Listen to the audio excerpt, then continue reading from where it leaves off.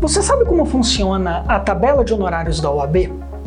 Afinal, ela atende o propósito pelo qual foi criado? Essas e outras questões serão tratadas ao longo do vídeo.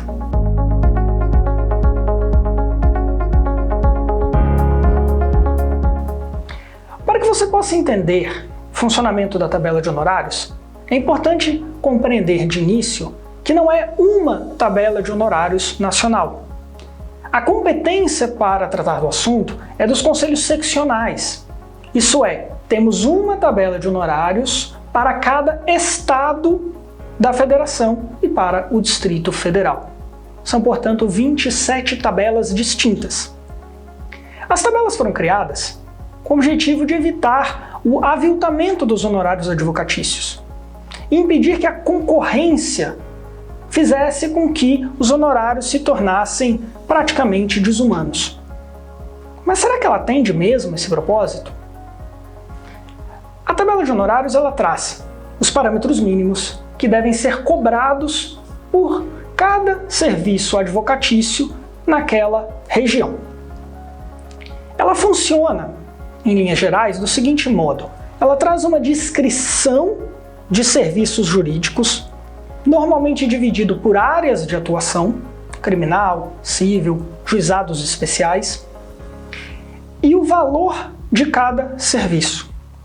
O valor do serviço, em algumas tabelas, trata em percentual do proveito econômico ou do valor da causa. Em outros casos, as tabelas descrevem um valor em reais, como é o caso da tabela de São Paulo. Há ainda tabelas como a do Distrito Federal e do Ceará que trazem um valor de referência. Então diz assim, mandado de segurança, 20, por exemplo, o URHs. Aí você precisa saber qual é o valor do RH naquele mês, multiplicar e você tem o valor do serviço. Vale lembrar que essa tabela ela deve ser seguida obrigatoriamente pela advocacia. A tabela estabelece valores mínimos, o que significa que a advocacia pode cobrar acima da tabela de honorários. Mas é ilícito e sob pena de responsabilidade disciplinar cobrar abaixo, salvo motivo plenamente justificável, conforme dispõe o nosso estatuto. Então, como visto, cada seccional tem a sua tabela, traz parâmetros mínimos que devem ser observados pela advocacia. Mas afinal, a quem interessa a manutenção de uma tabela com valores mínimos? Eu quero analisar sob a ótica do cliente e depois sob a ótica do advogado. Sob a ótica do cliente, é preciso que fique muito claro: a tabela de honorários não foi feita para beneficiar o cliente. Ela foi feita para estabelecer valores mínimos para a advocacia, o que faz na prática com que se eleve artificialmente o valor dos honorários advocatícios e onere ainda mais aquele cliente na contratação do serviço. Então, do ponto de vista de quem contrata o serviço advocatício, a tabela não representa nenhuma vantagem, porque ela não foi pensada para beneficiar essa pessoa, e sim quem está do outro lado da mesa. Mas calme, a verdade é que do outro lado da mesa, a equação também não está funcionando. Vamos olhar, então, sob a ótica do advogado. E para falar do advogado, a gente precisa separar o advogado jovem do advogado consolidado no mercado. Para tratar da advocacia, é preciso que se faça uma distinção. De um lado, o advogado jovem, do outro, o advogado consolidado no mercado. Começando pelo primeiro, a tabela de honorários, em tese, lhe traz um parâmetro mínimo que lhe assegura a cobrança de honorários dignos. Mas a verdade do mercado é que a concorrência é tão acirrada e a situação de dificuldade dos advogados é tão grande que a advocacia aceita receber menos do que a tabela. E na prática, muitos advogados não observam esses valores. Também é importante entender que a tabela de honorários, em muitos casos, prevê valores mínimos que são muito elevados. Elevados a um ponto que um advogado jovem em início de carreira não consegue cobrar esse valor. Basta verificar Pesquise aí no YouTube ou na internet vídeos e textos tentando ensinar você a cobrar os valores mínimos. Se fosse fácil e se a OAB estivesse seguindo, não haveria necessidade desse tipo de ensinamento. Mas a verdade é que a jovem advocacia não se beneficia hoje em nada com a tabela de honorários. Essa é uma realidade fática. Alguns vão dizer, o que precisamos mudar é o comportamento da advocacia, para que seja efetivamente respeitada a tabela de honorários.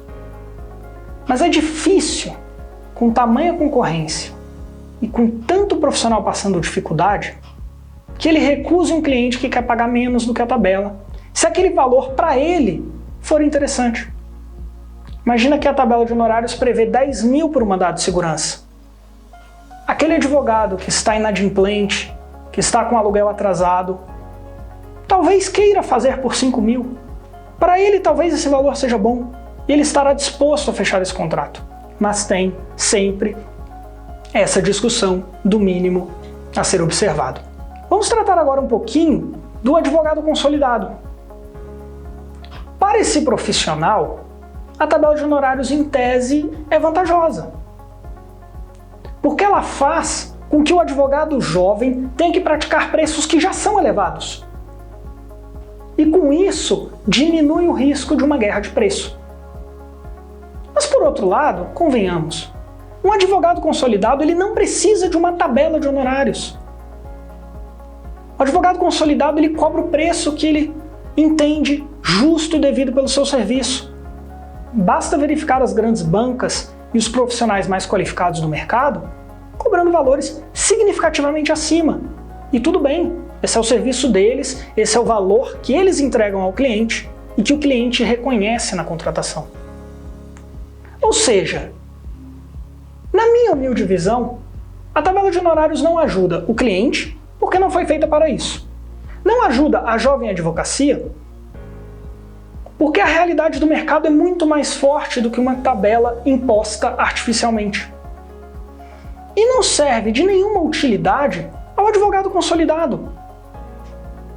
Afinal, para que manter uma tabela que não traz, nesse momento, benefício a ninguém? Entendo, portanto, que a tabela não traz nenhuma vantagem e que é necessário que a gente discuta o assunto e repense a situação atual. Com uma eventual extinção da tabela de honorários, é possível dar mais autonomia à vontade para que o advogado pratique os preços que ele repute justo.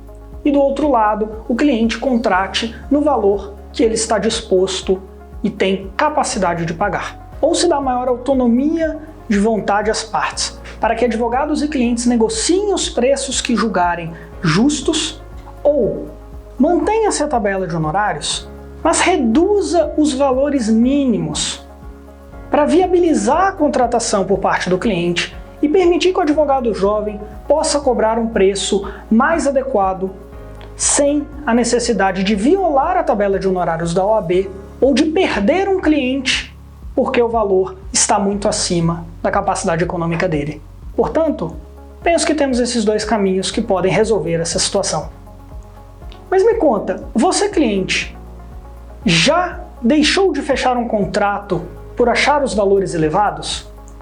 Você advogado, já perdeu o cliente por conta disso ou se viu na obrigação de cobrar menos? Qual é a sua visão sobre a tabela de honorários? Compartilhe aqui conosco.